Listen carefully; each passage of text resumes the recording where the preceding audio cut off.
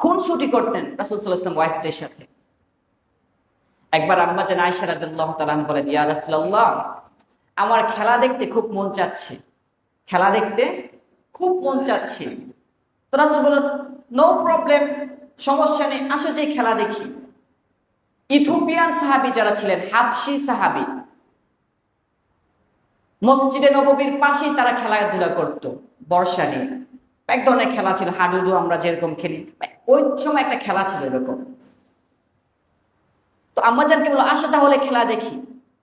রাসূলুল্লাহ সাল্লাল্লাহু আলাইহি ওয়াসাল্লাম তার ওয়াইফকে নিয়ে একটু দূরে দাঁড়ালেন যাতে পর্দার বিঘ্নতা না ঘটে। দাঁড়ালেন, চাদর দিয়ে ঢাকলেন এবং রাসূলুল্লাহ সাল্লাল্লাহু আলাইহি ওয়াসাল্লাম আম্মাজানকে বলল, তুমি আমার পিছন দিক দিয়ে যাও, যে এখানে আমার এই কাঁধের মধ্যে তোমার থুতনিটা দিয়ে এভাবে খেলা দেখো। সুবহানাল্লাহ। আম্মাজান বলেন, আমি পিছন দিক দিয়ে গেলাম, রাসূল সাল্লাল্লাহু আলাইহি ওয়াসাল্লামের কাঁধের মধ্যে আমি থুতনি দিয়ে এভাবে খেলা দেখলাম। দীর্ঘ সময় আমি খেলা দেখলাম। খেলা দেখতে দেখতে যখন আমি একদম পরিতৃপ্ত হয়ে গেছি, তখন রাসূল সাল্লাল্লাহু আলাইহি ওয়াসাল্লাম বললেন, ইয়া রাসূলুল্লাহ, আমি আর খেলা দেখবো না। এর আগে রাসূল আমাকে এটা বলে না, ঠিক আছে আসো চলে যাই, এই কথাটাও রাসূল বলেননি।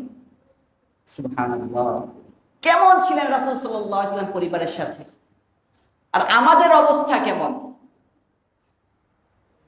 এই জন্য রাসূল সাল্লাল্লাহু আলাইহি ওয়াসাল্লামের জীবন আদর্শ আমাদের মধ্যে ফিট করা।